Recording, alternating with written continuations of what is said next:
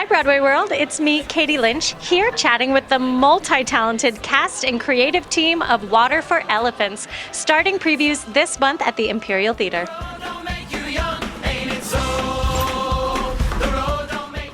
It's been thrilling. It's been thrilling, and I've been lucky enough, to have producers who encourage me to think and dream big. I've been lucky enough to collaborate with writers that I adore, and we've spent many, many, many years in rooms, all of us, Pigpen and Rick Ellis and I, just like cracking this code. And then collaborating with not just our set designer and our costume designer and our sound, everybody, but also our Shayna and Jesse, our co-choreographers and our circus designer, and we've been able to imagine how circus can illuminate some of our protagonists' most important moments, and that is just really fertile creative territory. So it's been thrilling. It's been a magical thing to watch. It's not my wheelhouse, so I really didn't know how this was going to come about, but it's just so surreal is what it is. I keep thinking I'm going to wake up, but they've kept the spirit and the story intact while combining and doing magical things to the inside to make it not be 72 hours long. Oh my gosh, this is such a dream for me. I feel like Marlena, in playing Marlena, I get to use all the colors in my palette almost. She feels like the most mature character I've stepped into. She has the most range of a character in terms of, dramatics and also playfulness. And then I get to hop on a trapeze after all is said and done, which is insane. And I have a background in dance, and I've actually been craving dancing and moving, and I get to dance in this, and then I get to dance on a trapeze, which is just a dream come true. And I feel very at home on a trapeze, oddly. Like I get to that point in the show and I'm like, this is the life. That I'm just, twirling above his head. So it's a dream come true. I'm so lucky that I'm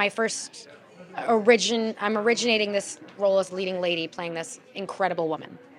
I thought like it would be more nerve-wracking. Like getting into the theater was like, I felt kind of like coming home a little bit yesterday.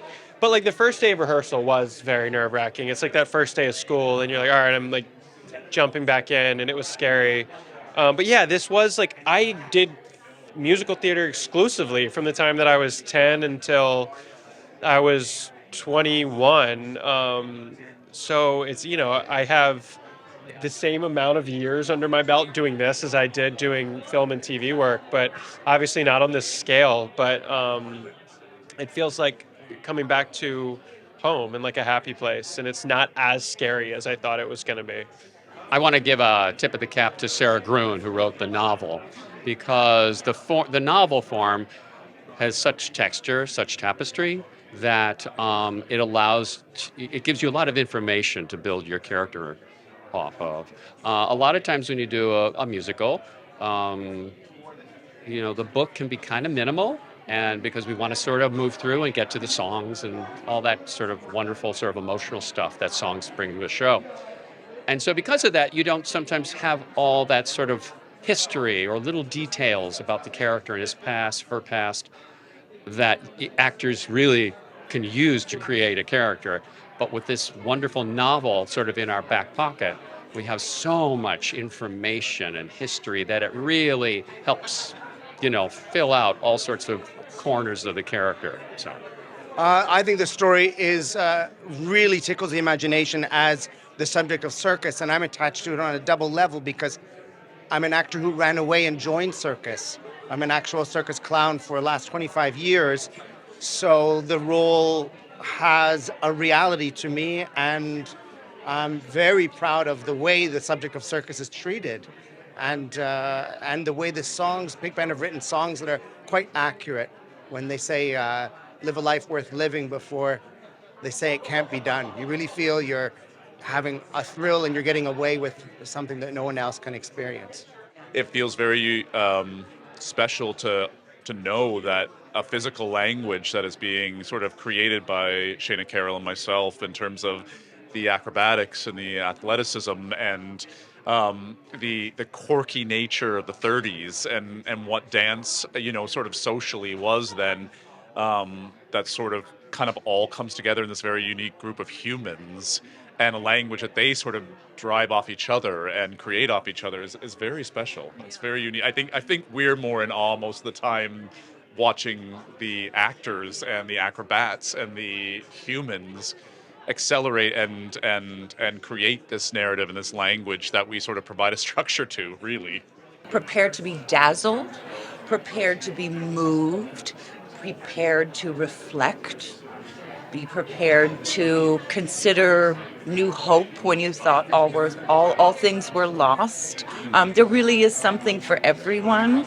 There are moments where it's quite literally jaw-dropping when you see what these bodies and this company and these humans are doing.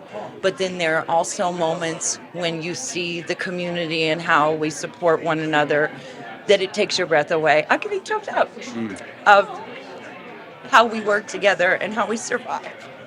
And it's all in it. It really is. And as Wade said, the energy that you see with us as a company is not only what makes this production so special, but it is very authentic and true. The same spirit of it is, the sum of its parts, and we are one, we are entire company, is very true and felt off stage. And I think you feel that magic and beauty on stage for sure.